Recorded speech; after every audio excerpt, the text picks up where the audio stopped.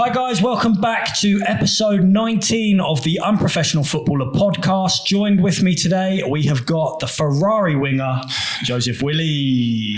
Willy, how are you? I'm okay. And you? I'm good. I've got a few stats about Willy. So in Malta alone, you've played for Sweetie and Valletta, 57 appearances in total, 2 goals. And over the course of your entire professional career, 269 professional appearances. Wow. Pretty impressive, right? Yeah. Very impressive. So, Willy, talk to me a little bit about yourself. What position do you play? And where have you last spent your season? Because you just moved to Portugal this season, right? Yeah. So first of all, thank you, Danny, for bringing me to your platform. I appreciate it. And I know many times I have declined, but they will see what happens. To be honest, I think it's mainly my fault half of the time. We make like a date, and then I just get busy and forget to check back in. And by the time it gets to the day, it's like last minute and we've made other plans. But it's been 2 years in the making. We finally got you on. That's it. So thank you. And basically, first of all, my career has been all on God, and I'm grateful for where I am today and no regrets choosing this profession. First, I started playing football when I was very, very, very young, from 6. I have a passion, like I just want to play football. I just want to play only football, nothing else, And growing up, I have a lot of players that I've been looking onto, that I've seen in my local community, because I came from a very well-known city in Nigeria. I'm from Delta State, and I came from Warri city. It's a very famous city in Nigeria. We are known for so many things, but we are known for also as a good, like producing great players in the national team and all over the globe, like abroad, playing all over the big leagues in the world. What sort of players have come out of the city? I think one of the legend who has really represented us was JJ Okocha is from Delta State. Okay. Yeah, and Wisin Oruma is a legend also. He plays for the national team also. And also we have the likes of Omonigo Temele. We have the likes for Oromogbe Michael, we have Urimo Ogbeta, we have the likes of Frank Temile, he's in Malta, he's a legend also. We have Edafe Uze, he has played in Hips, he won the league here in Malta also. We have the likes of... so a lot of those players have actually come to Malta as well to play? Not all of them came to Malta, but these players are well-known players in the world, So... I mean, JJ Okocha was always one of my idols growing up. Seeing him playing at Bolton, it used to make the Premier League so enjoyable. Such an expressive player and really played with a smile on his face. Of course. So imagine having those names and in a city whereby you believe that. We also have one player also from Beta. I think he's older than me with few years, but he's also very, very good in that city also. His name is Edafe Egbedi also, and we have the likes of Oke Akbavita. These are where players known, So growing up and seeing those people, like, it really motivates me a lot that, I want to be something, because in my city, when these people, they come back from abroad, you see people going after them and they were like, these people, So first of all, the pride that they bring to the city and their family is encouraging, like, for a young boy, it's emulating, like you want to be like these people, So, did you ever feel pressure growing up with like expectation to make it as a footballer, or was it always just motivation and inspiration from those players? For me, I think the way I was brought up, I'm never really feel pressured, because first of all, my dad he has this basic mindset that you need to go to school, And as a young boy, I want to go to school also. But the football aspect is like fun for me. It's something like, I want to do this fun, but I know I have the love for it. So for me, it's easy going, because I grew up in a positive way, because my dad is a priest and I have been growing up in a positive way. So mentally, spiritually, I'm very, very strong. So I don't see pressure. I see it like, it's something you need to learn, Yeah. So for pressure from that very young age, I already have the very positive mindset. So everything I do, even if I'm facing setback or anything, I always see it like, this is what I need to do. It's an obstacle. I need to pass it, So the pressure was not really there like that, but I know there is expectation, because in that city, if you start something, everybody's looking onto you. But for me, I feel like it's going to end in good way, Yeah. So I started with the street football, because in our city, where I grew from, it's called SSL, Merogo. So they started playing street football, and from school, people told me, bro, you can come to our street and play for us. And I have my own street. And I was like, really? Why you think so? He said, you're good, you can play for our street. And I was like, no, I never played in this kind of, they say come, So you had like street leagues growing up? Yeah, we have like street leagues. That's so cool. Yeah, so street to street, and you see people sitting in their neighborhood and just sitting down, your dad, your mom, everybody watching. So it's like, we come to me and say, let's go call this person, let's go call this person. So it's like a gang, but in a good way in football. Exactly. That's so this person will call you and you go together, and when you're going, you will call the other person. So the crew will just be going. So some players, their parents are very strict. So they will be like, hey, my son is not going here. He has an homework, he has an assignment, so you have to stay. So for me, my dad is a very free man. Like, he just like, go to what you want to do, But then come back on time, So we go and we play. So our streets did very well in the tournament, and we played against people we are looking onto in the final. And these people I'm looking onto, they are well-known players, So they are already in a club, like a proper academy. Yeah. And we are not in an academy. We're just playing in the street, And we won these people in the final. And in the final, I did very well. And these people, they told me, you're good. Can you come join our club? Yeah. So I told them I never joined a club before, so that I'll give it a try, So, and So that was like your first entry into club football, was being good on the streets, and obviously getting that recognition from players that were already established within the clubs. It's so funny how opportunities can come in small venues like that, where you don't think anything of it, you're just playing for fun, and suddenly that opens a door to begin your entire career. But again, even just that setup, that must be so good for the community. Yeah, it's so good. So good. The way that it builds community within the different neighborhoods and brings all of the local residents together. Like you said, just having the mums, the dads, the family members watching their street compete. Yeah. That must be a real positive environment to grow up playing football. Very positive environment. And also in a street like that, also there are so many things going on. But the important thing is the positive aspect is always talked about, And so from there, and sometimes I do go watch proper club football. So I don't know how to go about it, like to join a club or something, because I don't know anyone, So when these guys told me, so I feel like, these guys told me to come and join the club, that I'm really trying, Not like I don't believe in myself, but I feel like those people, they are kind of special in the club, So when I go first day, I did good, but, And how old are you at this point? I think I was like, 8 to 7, something like that. Wow, so the street leagues are happening even at like 6, 7 years old? The street league is like under 10, under 11, under 13. So wow, okay. So it's like all young, of us are very, very young, Wow.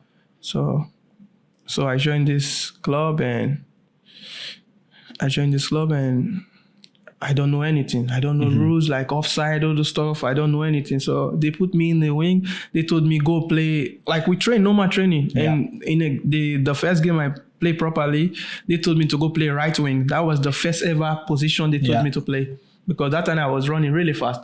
So they say go play right wing. So I said yes, okay. I go inside the field, and what I did was I have to ask someone that where do right wing stays, and the person told me this right side. So basically I was just always in offside.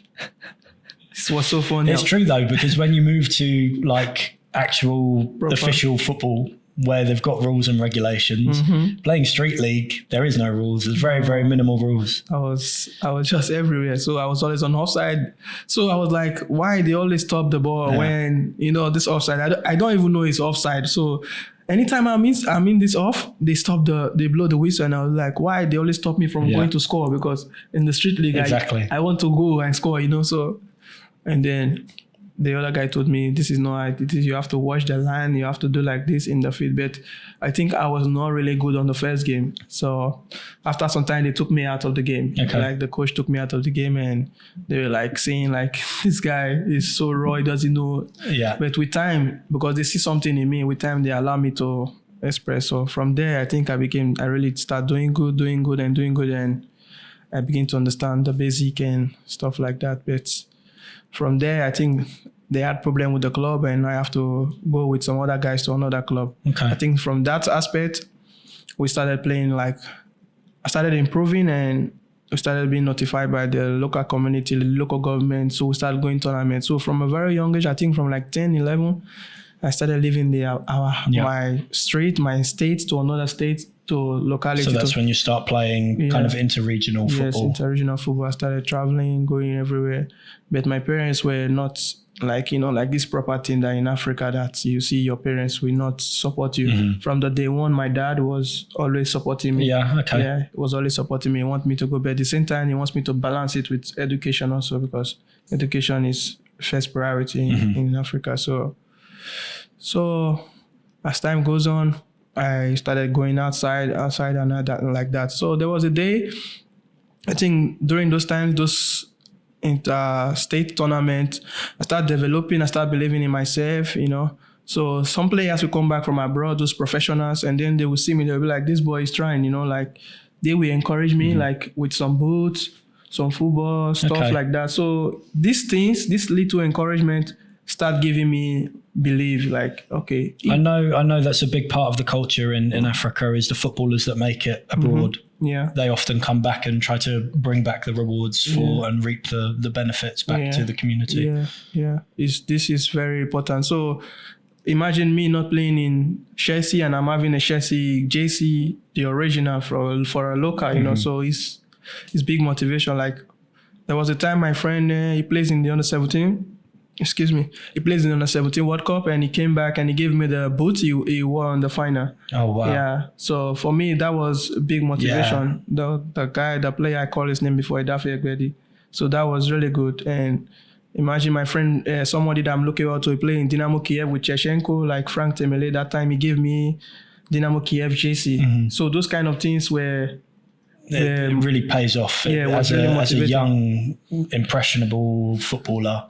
Yeah. You need those positive role models in your life to keep you on that straight path, to want to be in their shoes. And then obviously when people are giving to you, it's only natural when you make it that you are then passed over the torch to give back to the next generation. Yeah. So as time goes on, the really breakthrough for me was there is this Aspire Football Dreams.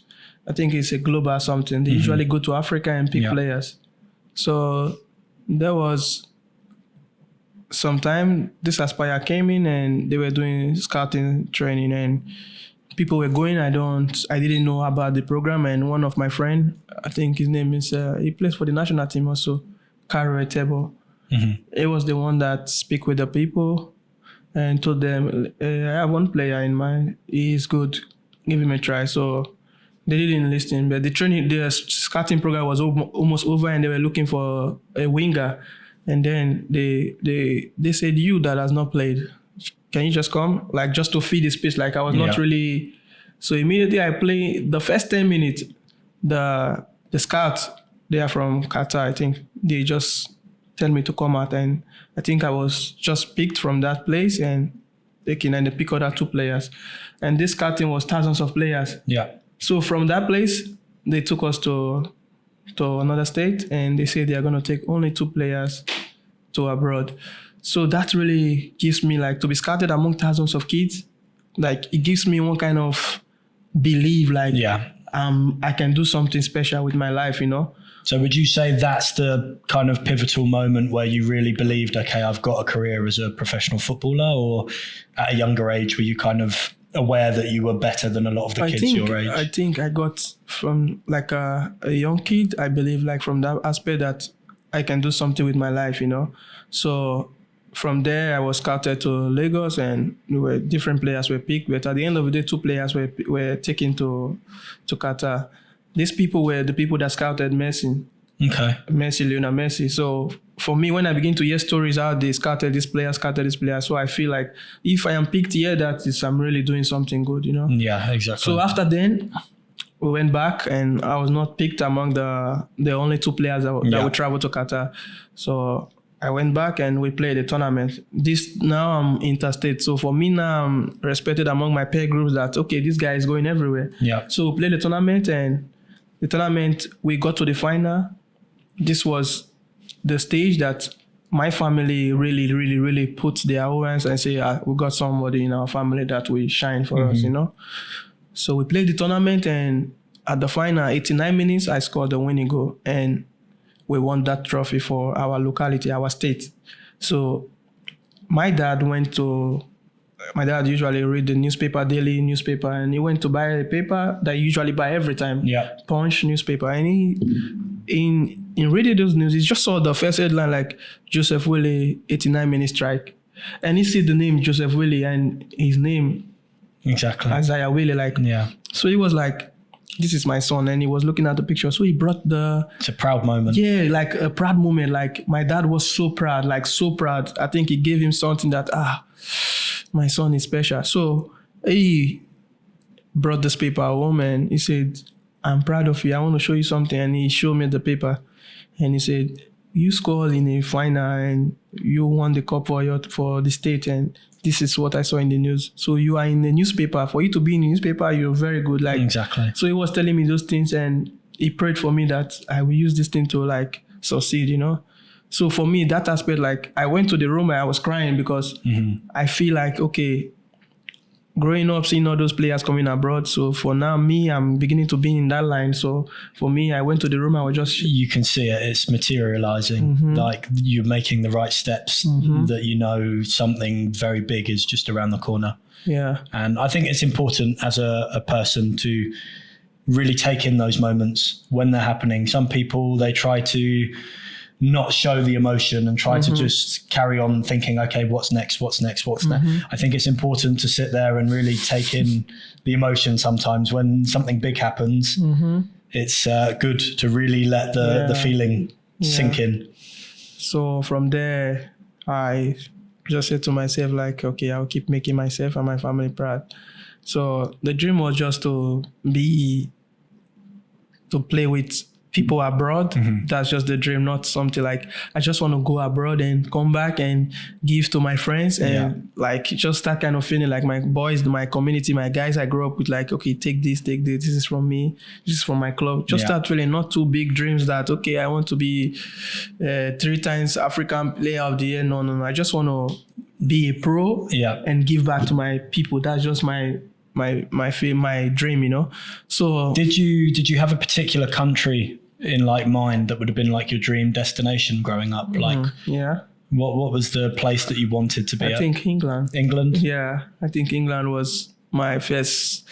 I want to be in England, but I have several stories that could have led me to England, and I'm going to talk about it. So from there, I think I started pushing, and one day those players that usually come and some agents, they come around and someone scattered me and said, basically I was not the one they came to watch. They came to watch another winger, and in the game, God really helped me and I did very well. And the agent was like, I will take you to Portugal. And I was like, really? And he said, yes. He said, okay, this club you are in, leave this club. Basically, as long as time goes on, I've played in the FA Challenge Cup, where we go to the final, several stuff, but I'm going to go to where I move into Europe. So after then, this agent told me to go to another club, and I went to that club and I was training, and he told me, excuse me, from here, I will take you to Portugal. And I was like, really? Yeah, he said yes.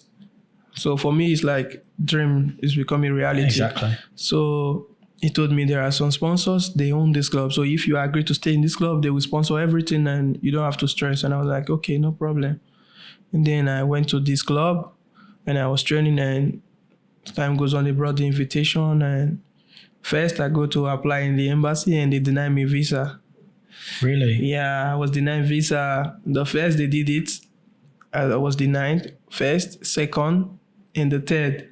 So those setback really stopped you. Like it slowed pushing. me down. Like I was like, what was the reason for them declining it? I think, if you're a first timer and your passport is like virgin, you've never been to anywhere before.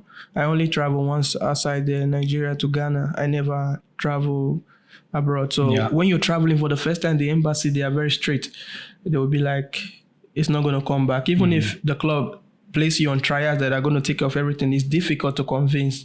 Yeah, but when you are a contracted player, you get a contract from the club directly. Exactly. The embassy will grant you visa. So it's difficult.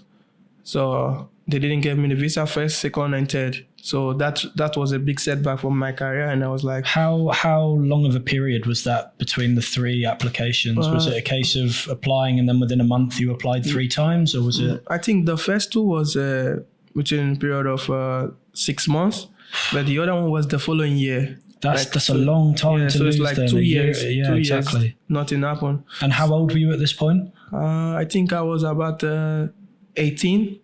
17 to 18, I so think. So that's a period where if you had have gotten over there in first try, you would have had 2 years developing at 18 years old. Yeah. I think I was 16 going to 17. Okay. So by the time you finished the process, 18. Yes. Then it was when I was 18. Yes, when I was 18 later. So during those 2 years time, I was playing the FA Youth Cup. I was playing and things was really going on, but the setback of not traveling really affected me. So during that process, I went to a program where the Manchester United dream comes in. I went to a program. The program is like Glow Mobile. It's a program like a reality TV like this. You play it every day. The fans watch and they vote. And okay, cool. Yeah, kind of program. So I went to that program, and in the state I went to, I was the best third, and they're going to carry 11 players. So I was very complacent. I was very relaxed that I'm going to be in. So, but on the final day of the trials, I've been playing really good. But on the final day, it didn't go well for me. I didn't play like as my expectation. So they were just looking for an opportunity to get me out. So they just used that opportunity and with me. So that program, I was crying in the national TV and everyone was seeing. So my family was disappointed also. And from after the visa, I got the disappointment on this Glow program. Yes, of course. And that's a double hit. Yeah, and I've been a Manchester United fan from when I was a kid. So imagine getting an opportunity to go to Manchester United for a program, and I was evicted. And then 3 visa, no refusal, this Manchester United. And from there, I went to another trials to the national under 17, and I was dropped maybe like 3 weeks to, just say 1 month to finalize the squad to the World Cup. Wow. So I did everything right, and to go to the World Cup, I was not on the squad. So it's just like 5 disappointments in a couple of years. So how mentally do you bounce back from that? How do you, like you said, you stayed mentally strong this entire time? Like you see, like I told you this from the beginning. I was very, very, it's like God ordained me for this mental aspect. Like, I don't know, maybe because I think there is a phrase that says that tough times don't last, only tough people do. Yeah. I think from a very young age, these things were really like giving me the mind that, okay, it's going to be fine. It's going to be fine. Even if it is worst.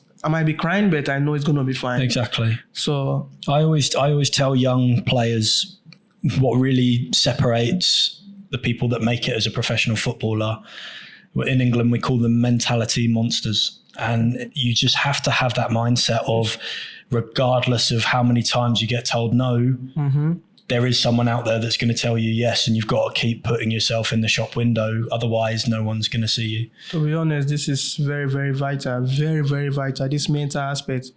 Mentality is everything, because it's not possible to be something without having this strong mentality. Like, because imagine what I'm telling you now, like going through all this, it sounds like in the world like just normal stuff, but mentally, these are some things that break some people down. So, especially at the age you are. You're a teenager going through puberty. Your mind is already confused and you're emotional at that time period. So when you start getting all of this rejection in your life, there are a lot of people that would just, after the second rejection, be like, okay, fuck it, I don't want to do this anymore. Care, Yeah. So during this process, from the beginning, you said, "Oh, did I feel pressure?" At first, I didn't feel pressure growing up, but when it got to this stage, because then during this process, you have 1, 2, 3, 4 friends, 5, 6, all of them you played with, they're already in Europe. You're seeing that window of opportunity get smaller and smaller. So you feel like, oh, I need to be there because they call you on the video call, they show you the street of the Europe is different, like everything is amazing, and they wear stuff like Nike, Adidas, well-known brands, so you see like, oh, I want to be like this, so you want to be something, so after these things, I was like, what's next, So during this process of time, I got an opportunity from the same agent. I think his name is Paul Mama Ojo. This guy is an agent, like he's well-known agent right now. Like this guy really said, I'm going to take you. I've already have 3 disappointments in the visa. He said, I'm still going to take you to Portugal. So he speak with this, my sponsor and my club chairman, Imanunu and Loritosa. Those guys, they also tried, because spending this amount of money for visa and all that, hotels and disappointment, third, they stood by me that, okay, let's do it again. And they tried, and this time we applied. We were 3 players. We're going to go to Reave. It's a big club in Portugal, first league club. Yes, we're going to go to the youth team. At that time, I was 18, 19, I think. So we applied, and only one of the visa came out. And we're like, okay. Me, I was praying to my God, because it's the only hope I have. And it has always been my hope, because my foundation is Christian foundation. So I always pray a lot. So I was praying to God, like, let this just happen. Like, give me this visa. Let me just go, Let me leave this place. Yeah. So let me just leave, So God willing, the visa came out, and I was so happy. Like, my family was so happy, but I have to keep it private, because when you have been through a lot of disappointment, you want to make a move that will be so quiet that nobody knows about, Yeah. So I've learned the hard way not to talk about things before they've materialized. You say too much about something before it's there in front of you, and suddenly like that, it disappears, and you look stupid for telling everyone. No, people say that. A lot of people say that what's going to be is going to be. But the truth is that some people's spirits are not good, because they say, we wish you were, but in the heart, they don't wish you were, something like that. So I was willing to travel, and these people, they arranged everything for me. My fitness, I was working really hard. So during this process of those time, this visa was waiting. This player, I call it name before, Frank Temele, his story is like kind of similar like my story, because when during this process, he was coming to Nigeria. Yeah, he really liked me, and he said he speak to an agent with all this youth CV I have, because my youth stage was really good. I was making a lot of waves here. So he used the CV to convince this agent in Malta here to bring me to Malta. Okay. So my chairman and my people, they were like, Malta, no, that's not a football country. Like, even me, like, I was like, Malta, like, Portugal, Malta. Exactly. So, one you've heard of, the other one you don't even know where it is. No.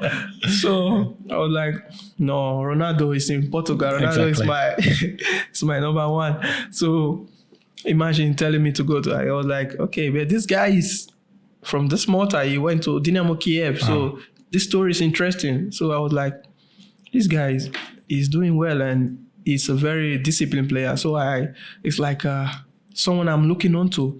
So I like every process he has passed through. He has played the national team also. So I was like, okay, why not? Why, So I have the thought in my head that, okay, I will still communicate with this guy, but my agent, my management, they will decide, So they decided I need to go to Portugal, and the visa was out. They bought me the ticket. So I went to Reave.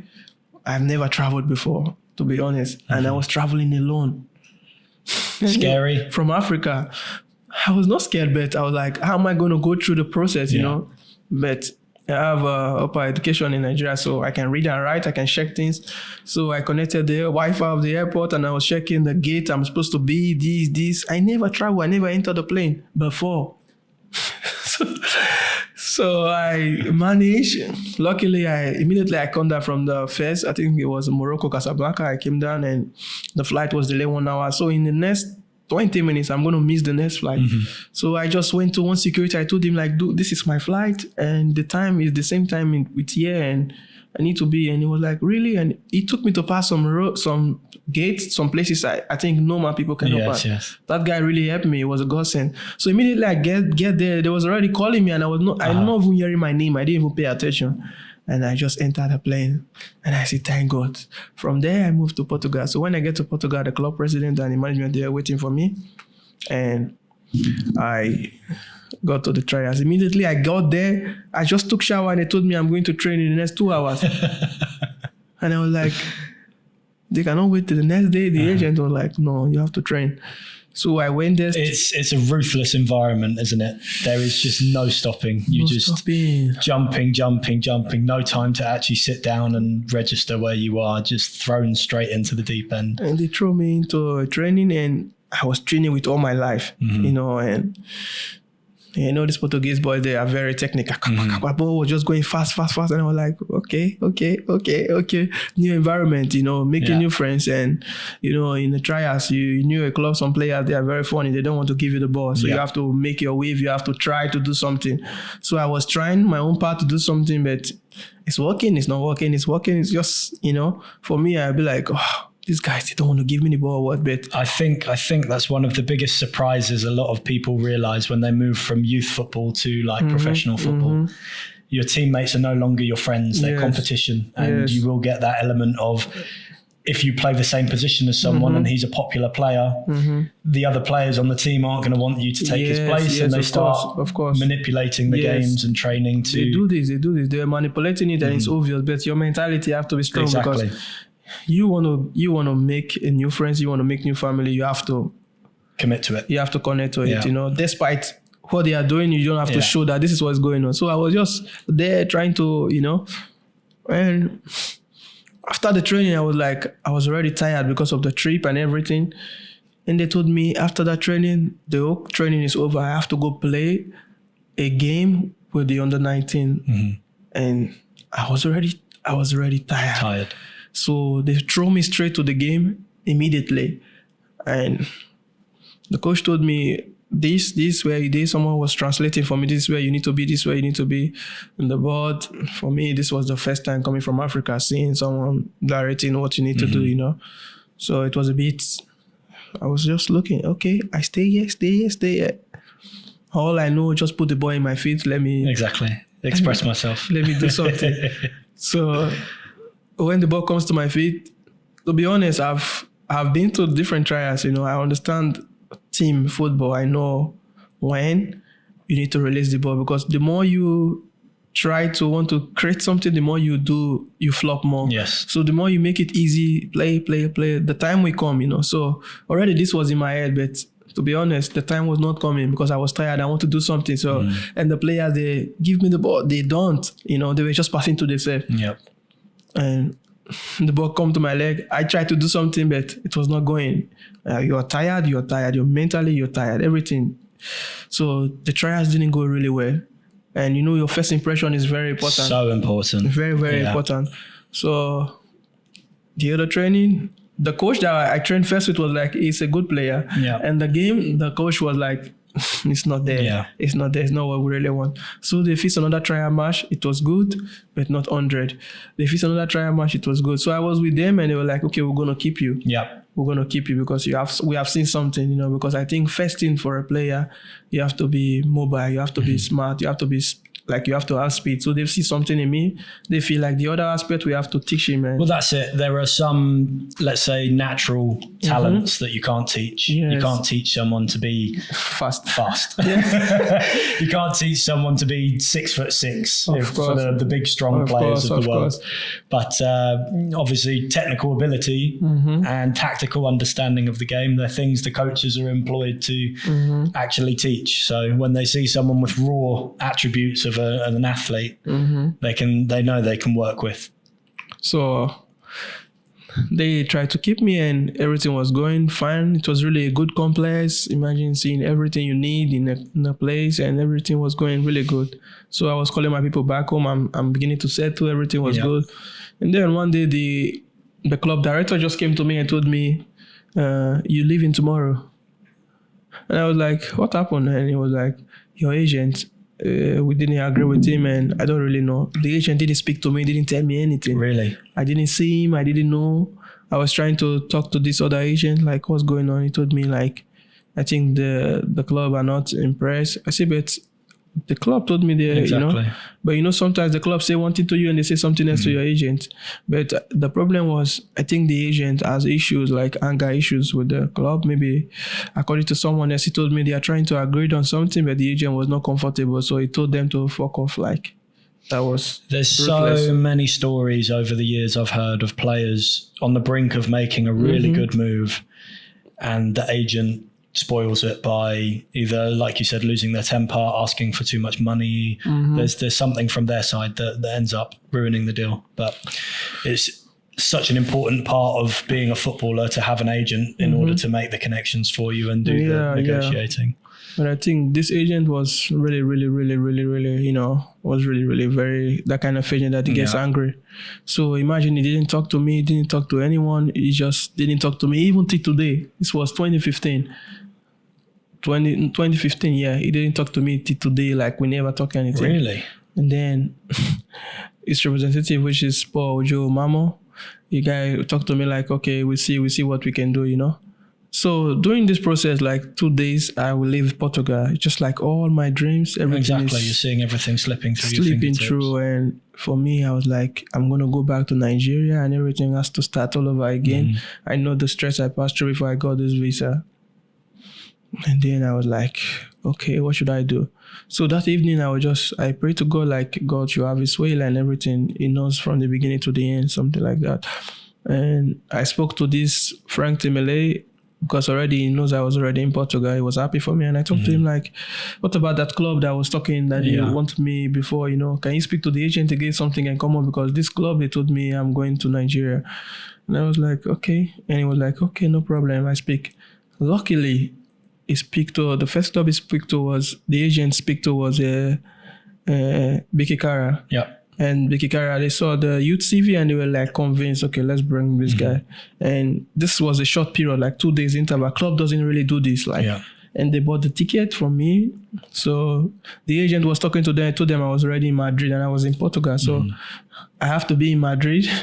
Then, but the problem was this club, they brought me to Portugal. They have to take me back to Nigeria. Yes. So I can leave with this visa to another club. So they hold my hand. The director told me we have to go to the airport, but they didn't know about this plan that I need to be in Malta. So I went to the airport. When I get to the airport, my people told me, if he didn't stay till you boarding, just walk away. Yeah. And I was like, okay. So it was like 50-50. If he didn't go, so this guy just dropped me at the airport and said, this is where you need to be, and you walk away. So you had that opportunity to. So I think that was a turning point for me. I just said, okay.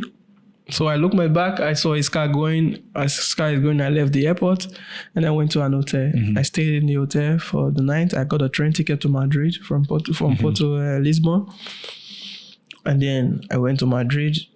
And from Madrid, I got to Malta. So the agent was waiting for me. I went to Biki Kara. I think that time was Giovanni Tedesco. He was the head coach of Biki Kara at that time.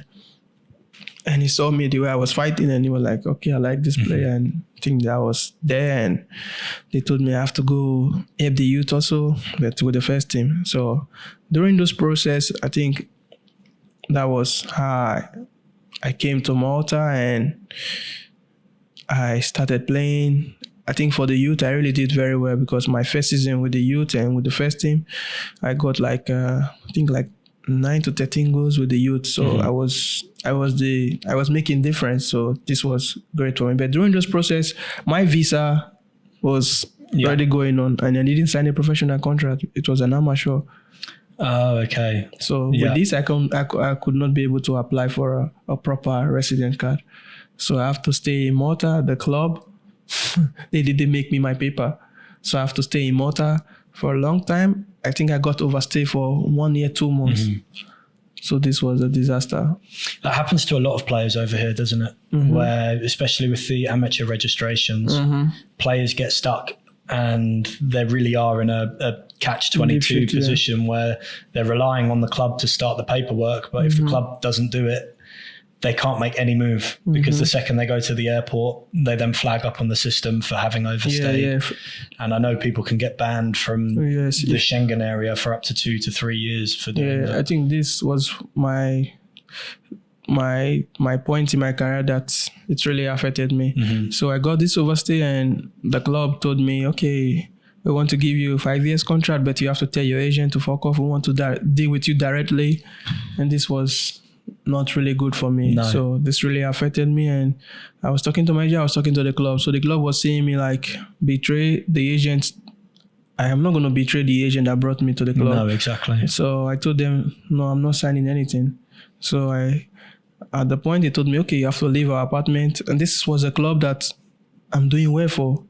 I did everything. Like I was doing really good for them.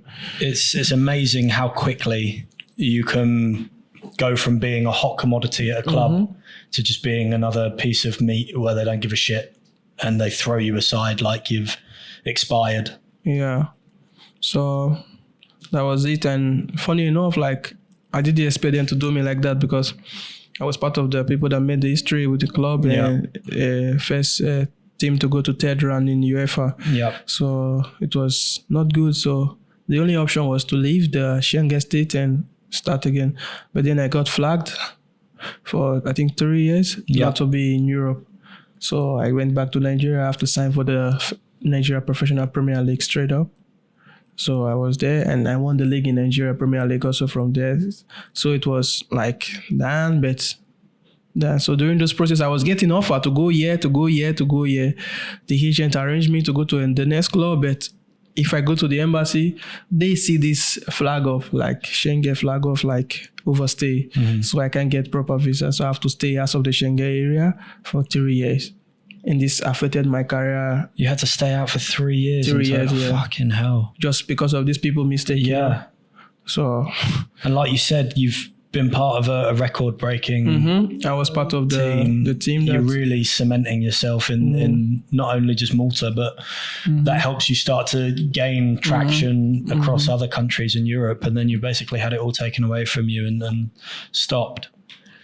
That's another major setback to have. Yeah. So I have to like start all over again. And imagine getting an offer. I go to a scout program, you get an offer to go to Sweden, you get the contract and you go to the embassy and they deny me the visa. And I was like, this was really like in my head that, okay, I can never leave again. So because some people were saying it's 5 years, some people were saying it's 3 years.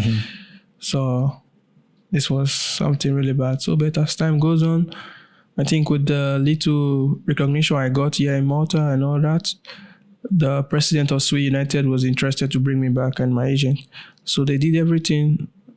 There is no Maltese embassy here in Malta, in Nigeria. There's no Maltese embassy in Nigeria. So then I have to go to Egypt and get the visa. But during the process going to Egypt, I got stuck because there are some documents that you don't need to wait 1 week before they come. So I have to stay in Egypt again for another 8 months. 8 months? Yeah. During this process, I tried to sign a club. What's the name of this club? I remember, but it's an Egyptian Premier League club. They were interested in me, but if I sign the club, definitely my transfer will be taken from Malta, and I'm waiting for a Malta work permit. So it's complicated. So the agent told me it's my option. I want to stay in Europe or I want to stay in Egypt. So the club already agreed everything. They gave me a really good contract, but me, I just want to break the barrier from get out of Africa and back into Europe.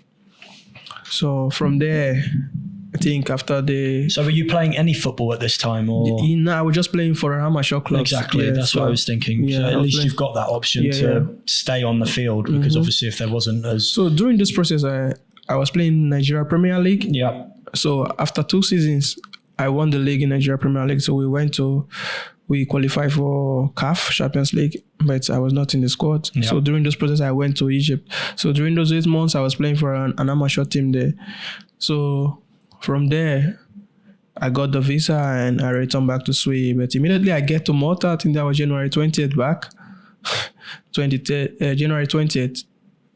After first 7 game or 6 game with Sweden United, I think COVID started.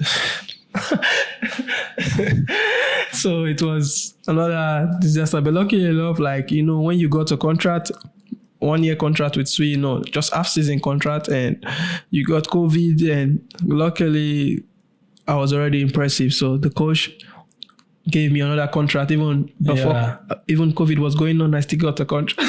Man, that's such bad timing. Yeah. Literally, you talk about just anything that could possibly go wrong.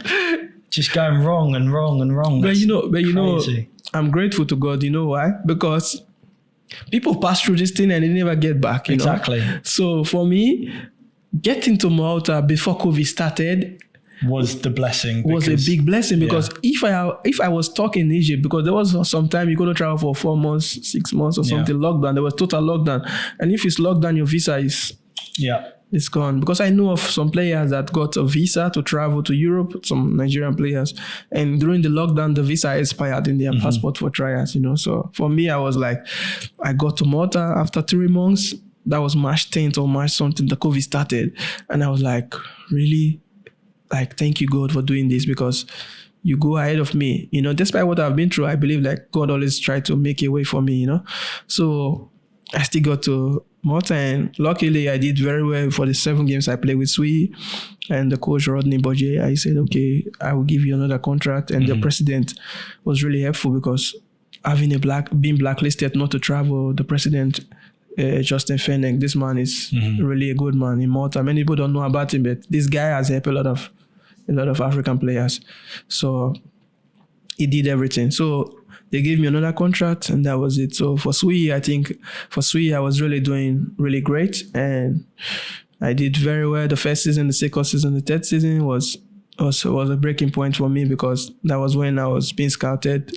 Previously, I've been scouted by some Premier League club to play, but I was really, really comfortable with Sweden. It's hard when you find a club that you feel so warm and homely at to then leave them, because you know that you've heard stories from other people where they've moved and been treated like shit.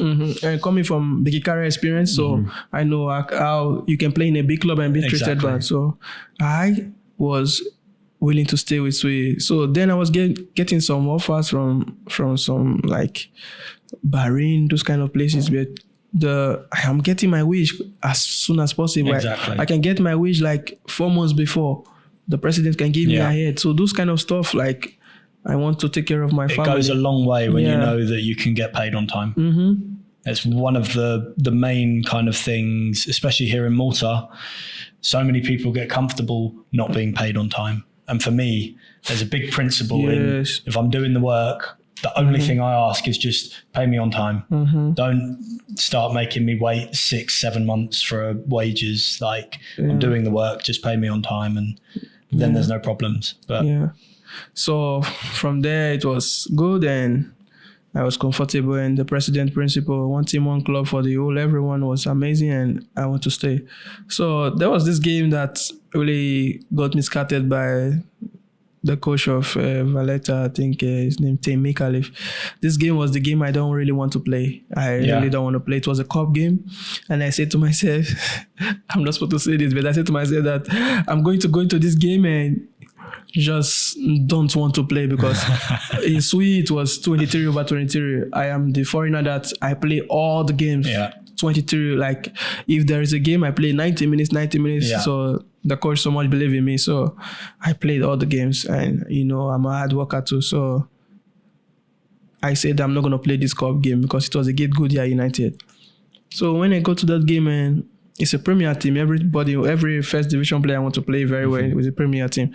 So, but I just get there, and I was like, because there was a book I read a long time ago. The book says that your greatest day was the greatest day that can happen to you is the day that you really don't want to do. So just show up. So for me, I was like, what if this day is a good day for me? Exactly. And for me, I was like, Goodyear is not the top 5 club I was wishing to play, you know. So But I just said it's a Premier club, so just play. What if? Because most agents that speak to you, if they see that in Malta is not a big league. If they see that you're playing in the first division, not the Premier, they feel like immediately it's not worth it. Yeah, not worth it, Yeah. But for me, the first division is very difficult, and even in the Premier. Yeah. Good players are there, I always had this argument with a few of the foreign players over here is some of the players playing in the Challenge League are better than a lot of the foreigners playing in the Premier League. Yeah. Because when you're playing with 8 Maltese players instead of 3, it makes a huge difference because there's so much pressure and reliance on you to play the whole match and carry your team to you a must win. make the difference. If you're not making a difference, it shows. So, and one of the players just came to me. He said, for Godia, he said to me that we are doing warming up. He just said, "Oh, you are the key player for Sui. Our coach was talking about you all week." So for me, it was like, really? Like they're talking about me all week? Like he was just joking. I was like, bro, you joking or what? It was like, seriously, And I was like, okay. I think I need to show something. Exactly. It gives you a little bit of fire before the game. Yes, I swear this fire was born inside me. I was like, I need to go and do something today. So I went to that game. I was like, instead of me looking at the Premier League player, like, okay, this player they are gonna do something to us today. I was like, okay, they are afraid of me. So if I get the ball, I want to do something. Exactly. So my confidence was very high. So, and I think I did very well to the point that after that game, Godia fans was clapping for me when I was leaving the field. Yeah, really? That game was. So the president of Sui told me after a couple of months that Godia wants you, Yeah. So, but the coach of Godia was Temi Khalif. People don't know this. So the coach, after a few months, the coach was supposed to stay in Godia, but he went to Valletta. So when he went to Valletta, straight up, he requested for me. So I went to Nigeria doing my training and I came back to Malta after the season. I have a contract with Sui 2 years. And the coach called me and said, I want you to come with me. Of course, Valletta. Valletta's a big club. Valletta is arguably the biggest club in Malta. The biggest club in Malta, not arguably, the biggest club in Malta, because even when I was in Nigeria, if they talk about Malta, the first club you hear is Valletta. Valletta City is the capital, is the everything. So I was like, Valletta? He said, will you like to come with me? And I was like, who don't want to go to Valletta, exactly. So when an opportunity like that comes around, you drop everything. And someone I was looking up to has played in Valletta, this Frank Temele. So for me, it was like, following in so footsteps. I'm following footsteps of my big bro. So I was like, okay. So I said, okay. He said, you will come and you play 2 games. But then we decide the wage and everything. But this is what we can offer already. This is what we can offer. And I'm like, okay. So I spoke to Sui, and the Sui president was like, why not? It's a step higher. This man is so good, Justin Fennec. See, that's really positive to hear because there are so many sharks in Malta that will rather kill your career just for their own short-term benefit. Yeah. But for someone to actually recognize, okay, this is a big jump and a really important move for someone like you. He said it's a step higher. Why not? And I'm having 2 years contract already. So he has every right to say, okay, we want this, we want that. He said, why not? So we're going to make you a free loan move. And I was like, really? He said, yes, don't worry. You are like a son to me and we do everything to make your career. And I was like, okay, this is good. So I went to Valletta, and to be honest, it was my first training was good. My second training was good. But I think Valletta fans signed me, not even the coach. The coach wanted me, but Valletta fans make it more interesting because Valletta have a huge fans. And in this Malta, Valletta are the people that if you are a good player, it doesn't matter if the whole team is playing bad. If you are a good player, Valletta fans will single-handedly tell you, you are a good player. The team play bad, but you play good. But in Malta there are some clubs that you play, and if the team play bad, everyone should.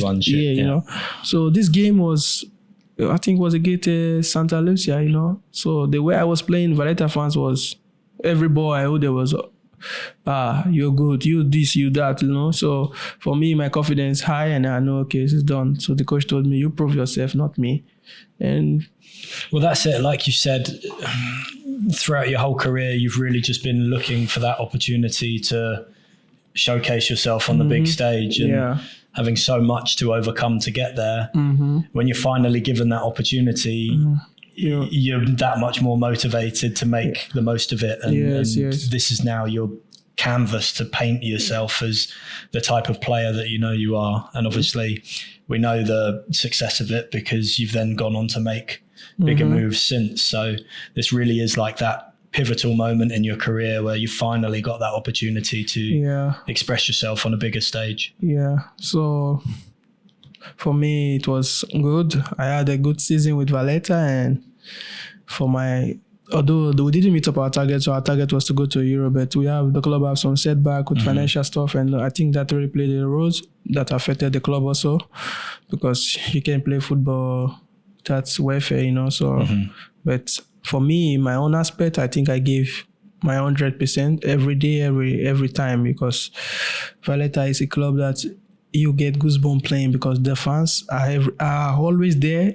even in small games. See, this is the one thing I like about the club is you see how bad the supporters in general for football in Malta. You can go down the street and you can ask 10 people, what football club do you support? And I would say maybe 7 or 8 of them will tell you Juventus, Manchester United, Chelsea, Barcelona. They tell you foreign clubs. They don't support their own clubs. But Valletta is one of the only clubs that has a real core fan base. Yes. And people support that club as if it's their life and death. Of course. The club don't deserve where they are right now. No. It's such a shame to see them in hard times. Yes. I don't think it will last long, but while it is happening, it's sad. Yeah. Every team go through some tough time, but I think they will bounce back. You see Slima last year, the same, and now they're back in Europe and won the cup. So I think Valletta will have a similar bounce back. Yeah. So I think I had a good season with Valletta personally, and I start getting offer from Asia, like to go outside Malta. But then, what sort of countries were? Bahrain and Qatar and what's this place again? Iraq, Iran, and this what's it called? What's this place? There's war going on there. Try to remember. Not Syria. Syria. Yeah, Syria. I got really good offer in Syria, and I was almost going, but then I want to stay in Europe because of the resident permit. Because I think I've stayed in Malta for quite some time, so I need to stay in Europe more. So, and I was like, I think I need to stay in Europe. Yeah. So in order to stay in Europe, I think Portugal was the best option for me, despite having some few offers in Sweden. But Portugal option was because Portuguese football is really respected. So most Asians believe if you can play in Portuguese league, you can play anywhere. So that was like, okay, if I want to stay in Europe, I think Portugal should be the best option. So when I got this offer from Portugal, I was on the verge of with one Maltese Premier League club, but already I decided to go to this Portuguese club. So I went there, and for me it was not easy because 90% of the club, everybody speak Portuguese, and the English people, the coaching crew, only one person speak English. The head coach doesn't speak English. I think that's the hardest part you start to realize when you start traveling around Europe is you don't get the luxury of every country speaking fluent English. Yeah. I think for me, I used to hear people say something about language barrier, but to be honest, this is really not good for a footballer.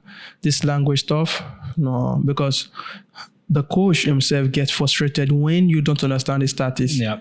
And not knowing, it's not your fault, because imagine a coach tell you like, okay, we are going to play 3-4-2-1, and you stay in the midfield and stay staggered. If this one is going, this one is coming. And this Portuguese coach wants to explain to you, and he doesn't know how to use English to explain to you. He might use like this, like there. So if your IQ is not really high, how can you pick that? Exactly. And football is very practical. If you're not there, you're not there. And if one person is lacking behind, the whole team is suffering, And it's very obvious which person is in the wrong position. Yeah, it's obvious, But it's obvious it's one person, but then the whole team will suffer. Yeah. So sometimes I have a similar situation whereby I don't understand what the coach wants, but I still try to create something. Exactly. So it was good and it was bad. So the experience was for me, playing in that kind of top, and the level is it's a top level. Yes. So for me, like being competitive with that kind of level, for me on my personal note, I was like, bro, you're really good. Yeah. You know. What division was it in Portugal? It was Campeonato. It was on its own league, but it's rated like 3rd division, but in Campeonato it's on its own. So the team was trying to promote to the next stage, so they really invest a lot. And the club is like, I'm lucky to be in that kind of club because the president was like Justin Fenech. So the president is a very good man. Okay. So they make everything possible, and the facility of the club, we have like 3 stadiums, not like in Malta here where we share stadium with another club, you know. So I think that's one of the things I dislike the most about Malta is every game is played in the same place. There's only 3 stadiums and you play all your games there. You miss that feeling of home and away fixtures, of having your own pitch. And when you're at your ground, you have your stadium, your fans. In England, obviously, even the small teams, they all have their own stadium. Yeah, so it's the same with this club. And, you know, being in that kind of environment whereby you travel to games for 1 hour, you know, so it's proper professional, you know, so you get the full experience. Yeah, so for me it was really good. It was really good, and I enjoyed every moment because the most important thing is to enjoy, because you never know when you're gonna stop, you know. So I make sure I enjoy every moment. The league, we didn't meet up our expectation, but I make sure I enjoy every day in training, every day in games. And where did the team finish in the? We finished in 6th. Okay, and only 2 can be promoted. So. And how many teams are in the league? I think 20. Okay, it's a high finish. Yes. So for us, it was really good, but for the club, they want more. You know, they wanted more, especially if they're investing that much money. Yeah, the president and the management, they really invested a lot.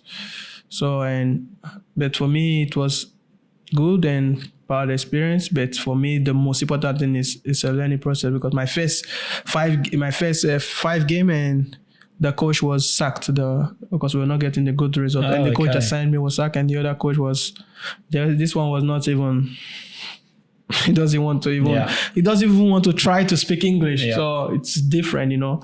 Someone that brought you from Malta and someone that doesn't even want to understand. It's always a big challenge, I think, every footballer needs to go through to really understand how resilient you need to be as a footballer, is when a new manager comes in and you're not in favour. Now you've got that hard battle of, do I try to prove myself to this coach or do I, fuck it, I'm not going to play here, and now do I have to go and find another club? And there's always that decision, that 50-50 decision you have to make. It's true. You know, coming as a professional player, you know, you have to every day, you know, like you see this top player like the Cristiano Ronaldo, they winning world best, you know, every day you have to come out and you have to show something, because you're being paid. You're a professional, so they expect you, even if your mentality is not good, because footballers do go through a lot of stuff mentally, physically, you know. So, but sometimes you go to training with pains, different stuff, but you have to give that same level every day, because you are a professional. And not only that, you've got 3 other players in your position willing to give that. And if you're not, the coach is going to see the other 3 more willing. And just like in any other profession, if someone's putting in more work than you, it gets noticed and that person starts to be pushed. So you are always required to give 100%. So the minimum expectation. So it's good, you know. And then, you know, I am, excuse me.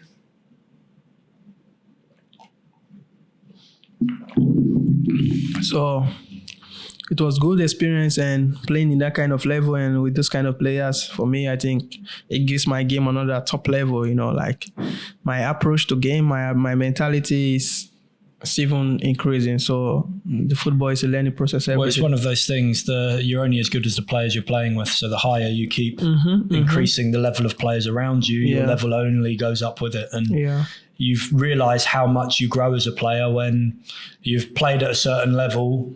You then go and play at a higher level and you come back to the level that you're at and play with your friends. Like obviously at the Fives this year. The first thing I mentioned to you was, wow, like the improvement that I've seen from the last time, which would have been, I think, 2 years ago now that I last saw you play. Yeah. Just so much more mature. The way you handle the ball is so careful. Everything is intentional. And you see that growth of a player. Yeah. Just from playing and exposing yourself to a higher level. Yeah, it's true. Everything you're saying is true, because coming to the 5 this year, like, it's so different in like my approach to games. You know, like the top players, they will tell you like the simple things, they matters, and the simple things is everything. Easy, keep it easy, you know, keep it simple. But, you know, when you are at some level, you feel like, okay, you want to do everything with the ball, you want to do like this, but then you're complicating yourself. But the more you play more simple, the more you are more effective, you know, and the mentality of a team is based on the team, you know, you have to understand that everyone is important. So if one is not doing something right, the whole team is a connection, the whole team is disconnected. So, and the mentality of some players, they feel like they can do it alone. You cannot do it alone. We have to work together. And there's a few players in the 5s that think they can do it. I don't want to mention anyone's name, but there are some players you see, like even in their 5s when we play. Tunnel vision. Yeah. They see the goal and that's it. They see the goal and they just want to create something. But, you know, that's why you see I try to, as much as possible, to be comfortable with everyone, talking to them like, don't go, stay, you know, maintaining the tempo. But still, you cannot change the fact that there is something in the player and you have to execute it, you know? So you leave them sometimes, but when it is necessary, you have to tell them like... bring them back down to reality. Calm down. Stop giving away the ball. Stop losing the ball, because I will suffer, you know, and everyone will suffer, you know. But to be honest, like this year 5s has been amazing, because bringing more top level players. I think that was the big difference between season 1 and season 3. The level of players this year really has been top level. And I think also that the players around everyone in Malta, they are beginning to notice that the 5 is not just ordinary, just an ordinary 5-a-side you're going to play. So the players coming there, imagine seeing a player that you're looking on to top players going to play in 5. So some players they are even begging me, can you talk to him? I want to come to the 5, you know, something like that. And I was like, calm down. When there is an opportunity, I have to speak, you know. So the level has been amazing compared to 2 years ago. Like the level is really, really top, and, you know, of course, it's better progress than going down, you know. That's it. Slowly, I just have had my mind set. I knew the season that I just produced, season 2, I was doing it while the season was ongoing. So I knew that I wasn't going to have a very good selection of players. Availability was going to be terrible, but let me see what I can do, bring some players that aren't signed to a team right now and just find out how to get consistent, because you know, the first year the episodes weren't consistent. I only ended up posting 4 of the 9 that we filmed. It's true. Luckily for you, you played the first 3, so you were in every episode. But again, I didn't invest enough money into it to really make sure that it was fully taken care of. Whereas this year I've had a bit more money saved aside that I can make sure everything runs smoothly. We bring in the likes of Steve, the cameraman, to take the photos, and everything comes together and makes everything look more professional. True. It has been really great. It's like me being part of it. Like I know from the beginning how it was, and seeing the level of development, even the picture quality, the camera wise, everything is, you're putting in a lot, you know. And I know. What was your first thought? Obviously, you'd played in the first year. You knew what it was like there. When I asked you to come back and play the second time round, what was your first thought? Did you think it was going to be very amateur again, or did you think I was going to have made improvement? I know. Like I see your works, and I know what you have been doing. Like you put in a lot of work in everything you do. That's what I like about you. Like you want to do something, you go for it, you know. You're consistent with your job and everything. So for me, I was expecting something really going to be great this year, 5s, because looking at the previous year, I know it's going to be, and I'm seeing like the previous works you were doing, like my own picture quality when you did for me, coming to the 5s to do stuff. So I know like it's going to be amazing, and, you know, I'm expecting to see great players, and I was not disappointed. I'm happy. It was a struggle to get a lot of people on board, I think, at first. Once you start to get 1 or 2 good names attached to it, everyone comes. But it's until you see the first 2 or 3 people that you look at and you think, oh, if they're playing, then I have to play. Then suddenly it becomes easy. So now the matchmaking is a lot easier to put the games together than the first episode or two. Yeah. Very difficult. Yeah, like some players, when they see like, Willy, he's coming from Portugal, he's going to play in the fives, like, I want to see what's going on there. Exactly. So it's amazing, You've played an agent for me. Yeah, bringing me in a few players when needed, so that was players. Always appreciated. Of course, like you doing the work and you put in so much, so you deserve the accolade and you deserve everything. So why not? If I see a top player that will give the fives the best views and everything, why not? Because someone treats you good and put you in a platform whereby everything is like just easy for you. You have to show up, because it's just like the mindset, the mentality of everything about life, because they say the gift to treat people how you want to be treated, so you cannot expect someone to give you all and you don't give back, And especially when a platform is provided, if you don't take advantage of the platform, it's just another missed opportunity. Of course. You see some of the people involved take it a little bit for granted. Yeah. They say they're going to come, they book their place and then turn around last minute, oh no, I don't want to come. They don't show up. And it's like, okay, that's not going to affect me. I can find someone else. But the only thing you're going to miss is an opportunity if of course suddenly that one game is the one that gets watched by a coach somewhere and you were supposed to be there and you're no longer there. Yeah. You miss that opportunity to be seen. And I think a lot of people have realized how important it is to reshare and get behind the series now. I think that's one of the big differences I've had this year is people are reposting a lot of the photos, people are posting videos, people are sharing and bringing their audience to the product. And everyone's only going to benefit from that. The more people share it, the more everyone that's involved gets more awareness of them, builds their profile, gets noticed by the right people. Yeah, it's true, because I think like a lot of people now, because I still have a lot of people looking up to me too. So when I post something like on professional fight, people will be like, oh, professional fight. Like some people will go like, what's really going on here? Who is these people? Like some of my friends, they're like, what's this all about? Like, is this a league? Is this a... I get asked that a lot. So many people have, can I enter my team? And I'm like, it's not really a league. There's no teams. It's just like a showcase game. That's the best way I can describe it. It's an individual showcase series rather than a league. So I've had to tell a lot of people, like, no, you can't enter a team. Imagine maybe you just on your own and one team in Malta going to Europa League. Can I play the fives because I see good players there? And you're like, really? It's going to get to that stage anyway. Yes, I think so.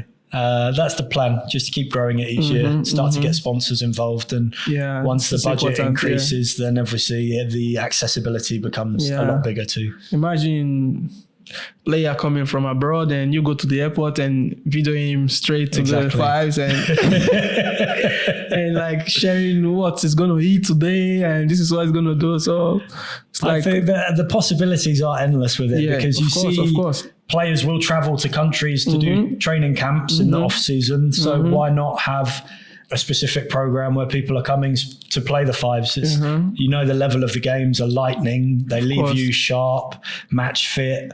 And again, the networking opportunities when there's that many high caliber players there. Of course. Like you've mentioned how important Frank was in your career to help you come to Malta. The fives opens up that door for many players to suddenly another player they've played with in the fives can bring them to a country they're playing in. And the networking opportunities are the biggest, I would say, benefit from the program is people just network with other professional footballers and open up their gateways to other countries. Like I'm also agenting some players to you also, some top players, don't want to mention them, but imagine a player playing in the Conference League scoring 6 to 5 goals, playing in the 5 this year. Exactly. It's something amazing, So it's always level.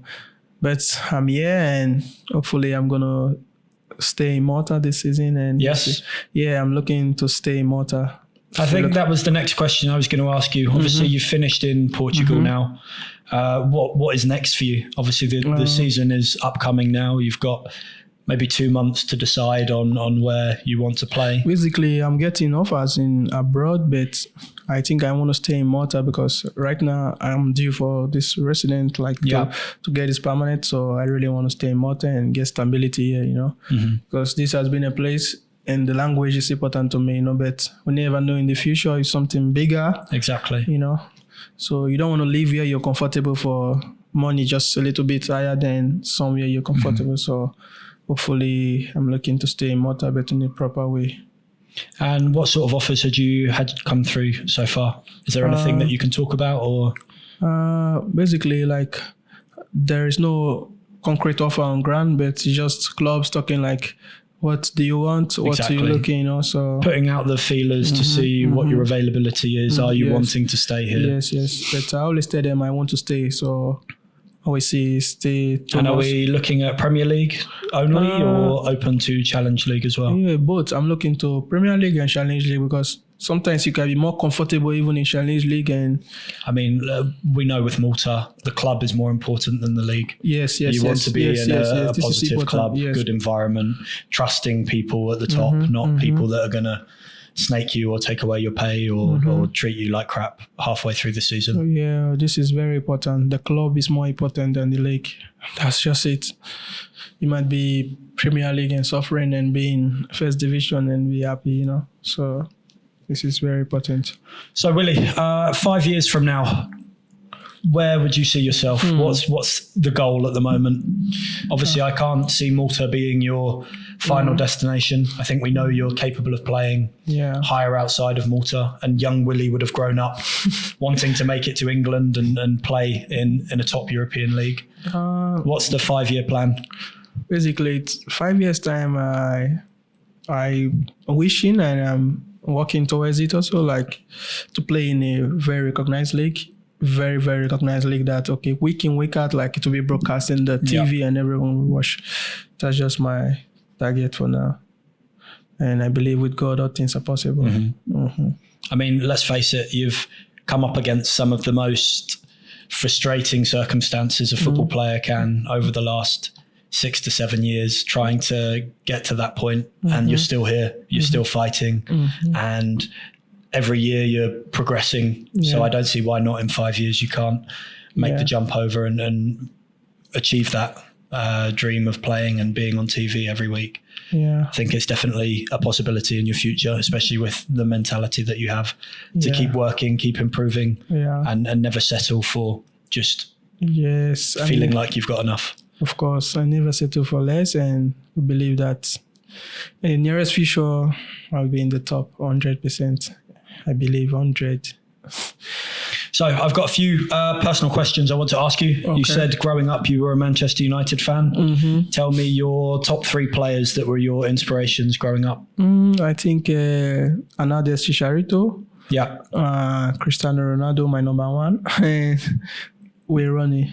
Yeah. Do you know what? Wayne Rooney doesn't get enough appreciation. No. He is fantastic. What he achieved for England and for a player that's English, people do not give him the credit he deserves. I think this is important, like branding. The branding is important. The personality is important because this football is a very stylish game. Just like see someone like Pogba. Pogba branding is amazing. Amazing. The kids in the street, they know Pogba, but what Wayne Rooney has done, Pogba won a World Cup, but what Wayne Rooney has done, this guy scores such a young age as well. Week in, week out. This guy is amazing. He's so talented. He scores in big game. His goals ratio is just amazing. Like they should be talking about him like the way they're talking about the Cristiano Ronaldo. But he doesn't get, like you said, he doesn't get the recognition. Growing up watching this guy, he scores amazing goals, and you'll be wow, how did this? There was a goal he scored against Manchester United. That goal alone, the acrobatic. That goal, I can look that goal for every day, every night, the one that always comes to my memory. There's 2. There's the debut goal, 16 years old against Arsenal. He's got his gold Umbro boots on, picks up the ball, 16-year-old, takes a shot against David Seaman and scores the winning goal against Arsenal. And then the second one, Newcastle United. He's angry at the ref. He turns around, he hits the volley from 35 yards out, and it just missiles into the top corner. Ronnie is just amazing. Then this Chicharito guy, wow, I love him so much. He was so creative. Yeah. He used to find a way, like absolute poacher. You put him in the box, he'll find a way to score. The backwards header he scored. Yeah, everything. This guy does everything. And what I like most about him, he always acknowledge God in everything he do. Before he plays, he always pray. And you see him that he always make the difference. Give him 2 minutes, 2 seconds, 1 second. He will make the difference. Yeah. He didn't mind the fact that he was an impact sub. If he was on the bench, he saw every minute, like you said, an opportunity to prove why he's on the bench and why he's ready to score. Yeah, and you see, like, I didn't just support him, like, I support him like the kind of person I like to be like. And if I feel something again that really makes me, okay, it's not a mistake that you support these guys and someone you really respected. He went to Real Madrid, and Real Madrid owns my second heart. Yeah. Manchester Madrid, they are like, they are my everything, you know. So I'm grateful, you know, like to witness that guy and watch him play. That guy is just something else. All right, I'm going to give you 2 hard questions now. Might take a little bit of time for you to think of. Who is the best teammate that you've ever played with? So look back at your career, think about the players that you've played alongside. Which player or players, if you want to name a few, stand out to you as like the best players that you've played with? It's easy for me, my friend. Tejumola Yorinde. Yes. It's always with me, you know. We have been together for 4 years now, and we're still, he used to be my teammate, but now we are like brothers, you know. So you went through the Swede ranks together, didn't you? Yes. And on the opposite side, who is the best player you've played against? Which player did you play against and think, wow, what a player? Like, played against or being a teammate with, or so against them, opposition player.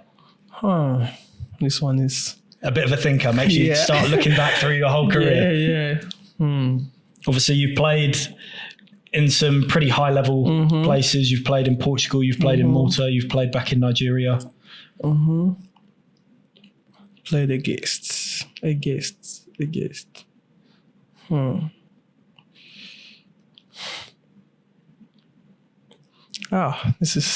a tough one. Yeah, this is really tough. While you're thinking, I'm going to quickly pull up a page that will tell me as well, and I can name you some of the players that you've played against. And we can search it so that it's by your the highest transfer value as well. Okay. This could be an interesting one.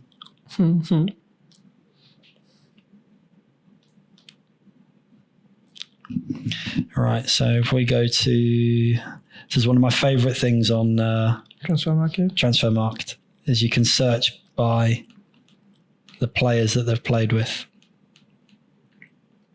Where is the menu? I'll do it on the laptop because it's easier. Right. Okay. So.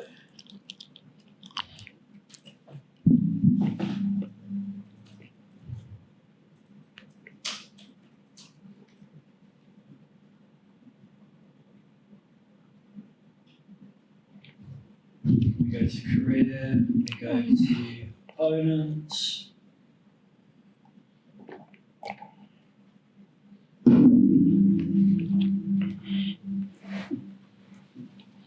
And then we can search it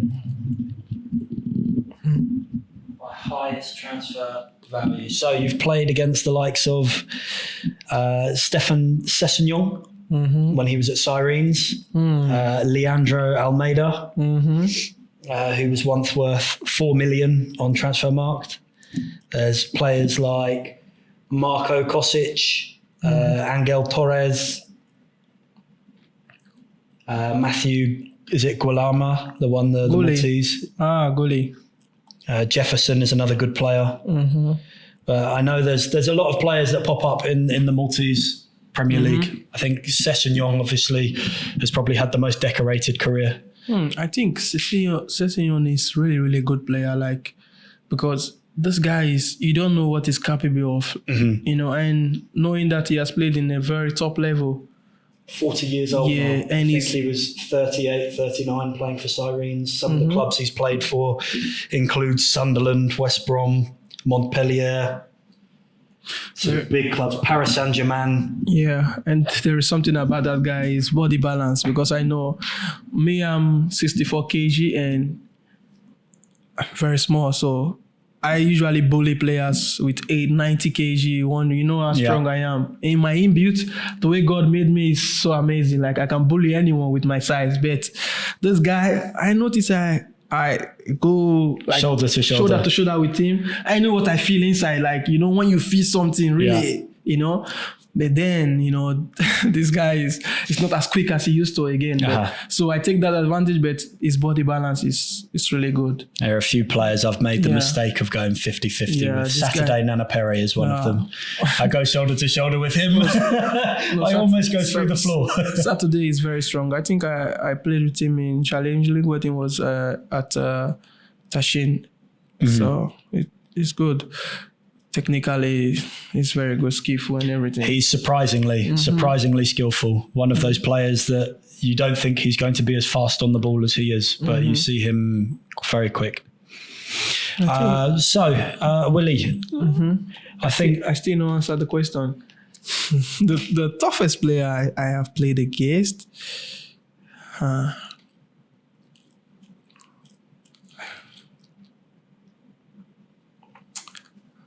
I think I would say there is this guy, but it's not like, I won't say I played against him, but I have watched him play and I have played with him. This guy is really good. I think his name is Brando Paiva. Yeah, okay. This guy is exceptional. Like, this guy is good. Like I played with him in the midfield, and he's really good. But there is one midfielder I know is. What team was he on? He was in Bazan. Bazan. I played with him in Valletta also. Tristan Caruana. Okay. You can check on him, Tristan Caruana. The name sounds familiar.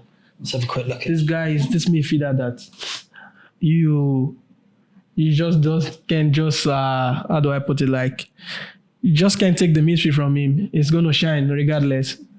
This guy is good. Yeah.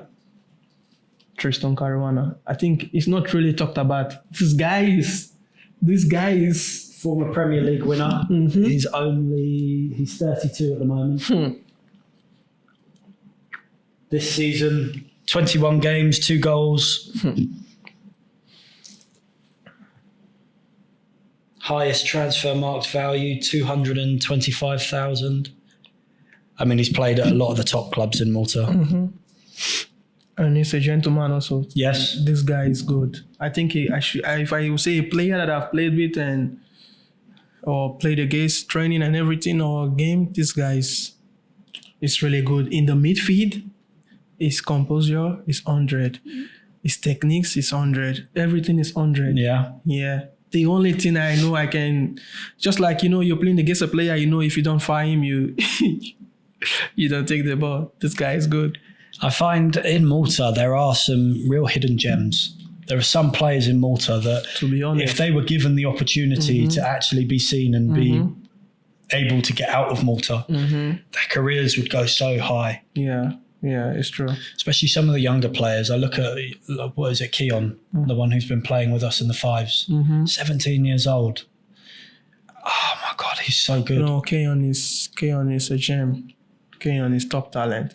And Keon is not today. They know, in Malta, they know Keon has been good player from when he was very, very, very, very young. He has been good. And there is one other player also, Andre Zamit. Yes.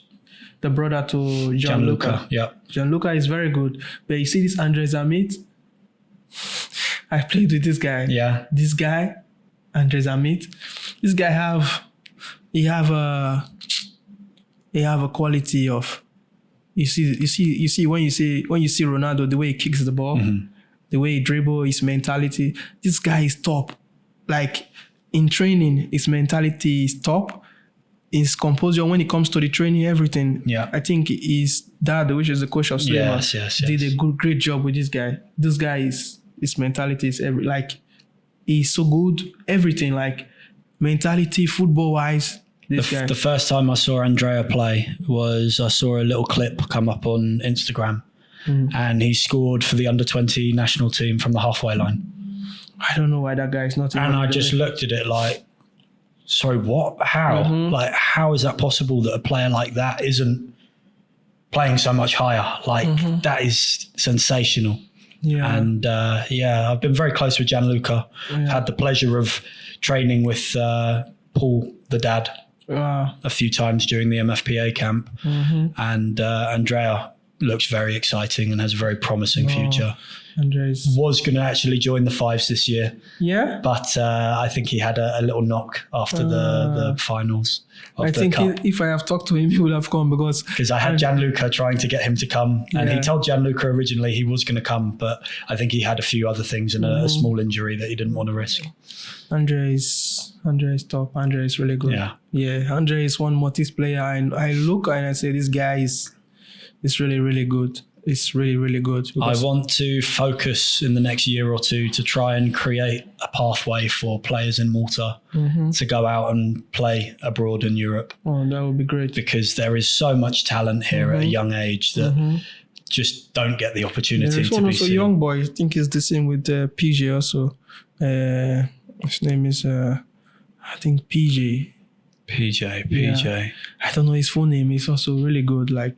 It's like also like a Kenyan also. He's very good. And this other one, I think he was the highest scorer in the under-17 league, Claude Messisa.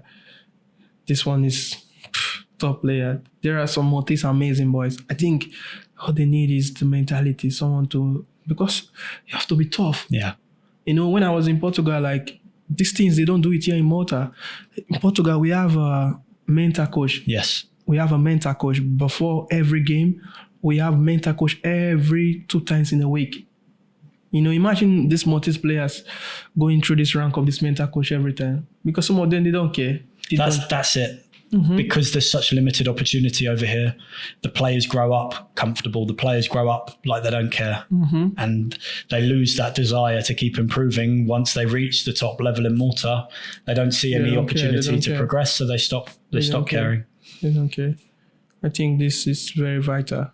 This mentor. So Willy, if you stick around in Malta this year, I know before you were coaching, are you going to go back into coaching this year or focusing on playing?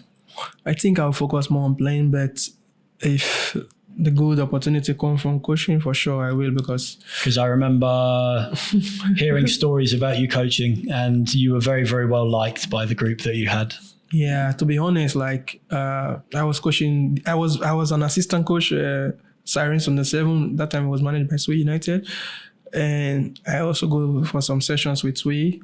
And then the next year I became the head coach of the under 7, which I have a small group, and I think I really help a lot of young players because they listen to me, and I think, I don't know, maybe I have the calling, because when I speak to the kids, they listen and they want to learn. And you know, my mentality helps me because most of these kids, they don't talk to them what they want to hear. And the manner in which you talk to them is so important. So some of them, if there is a way you talk to one, you cannot talk to the other the same. So the players, they have different mentalities. Some players, you just say, do like this, and they do it. And some you have to really show them how to do it. Visually make it accessible for them. And making them understand this is important. So for me, I think I really help a lot of them, and the parents, they were so happy around me. So when I was going to stop, it was big disaster because the head of the academy don't want me to stop, and they want me to continue, you know. So I think like in that field, I think I'm really good. So I'm going to put in more of it. I think you have the skill that you need as a coach, which is to be able to communicate. So it's not just about what you know as a coach. You could be the most knowledgeable person in the world when it comes to football.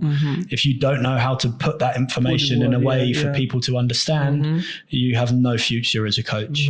No, I think I really have that, because First of all, when I was coming up, I think the coach would just look at me and give me in the youth and say, "You are the captain of the team." And I was like, "Really? Why?"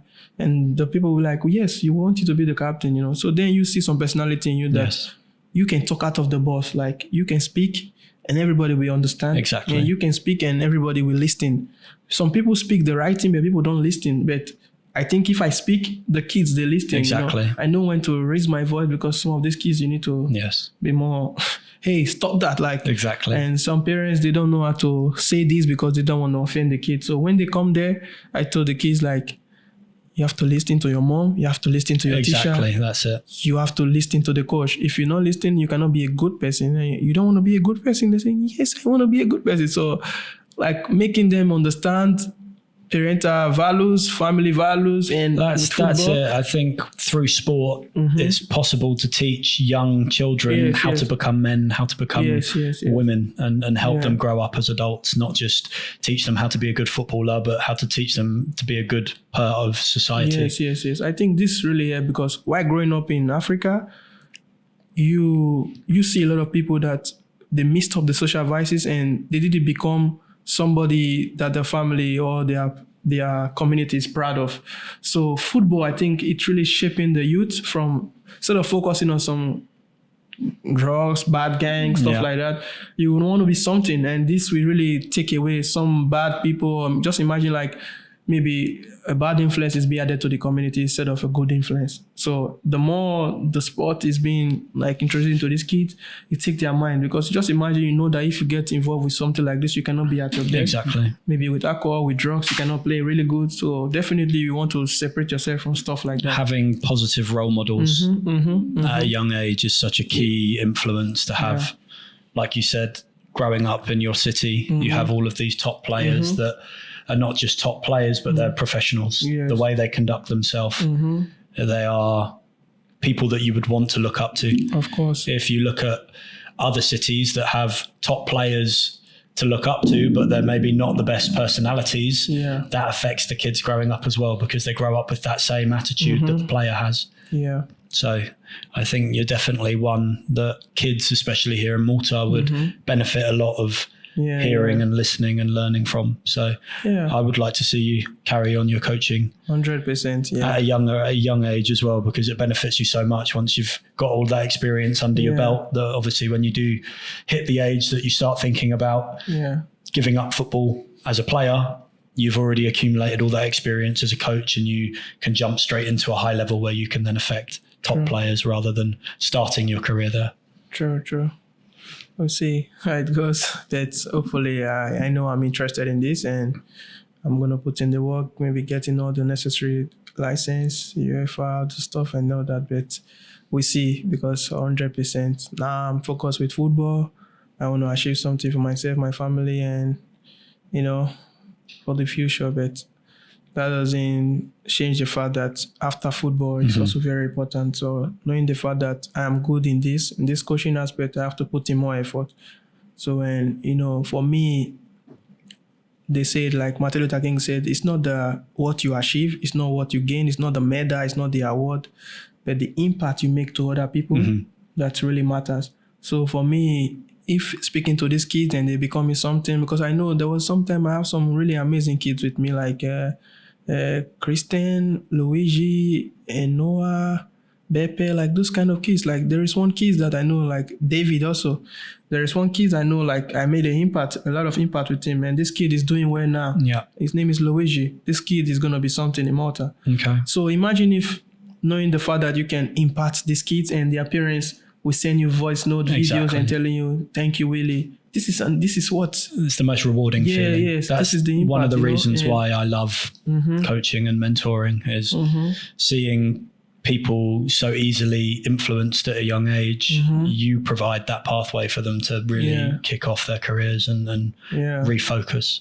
And knowing the fact to my own career, this short period of time of my life and everything, some players in Nigeria, they are looking for up to me, and some of them will say like, we know you, we know how you started with the coaches, tell us your story, that you're a good person, you're a good boy, you listen to the coach, you do this, you do that, So being an influence in a good way it's impactful, and you are very grateful with this, because you can make a lot of money. The money is important. We need the money, but imagine making money and people don't talk good about you. Exactly. They say good is better than many riches. We want to make the money. Of course, I'm going to make money, but knowing the fact that you make an impact to other people around you, friends around you, Ultimately, the money disappears, but the memories of you the stay. Impact, yeah.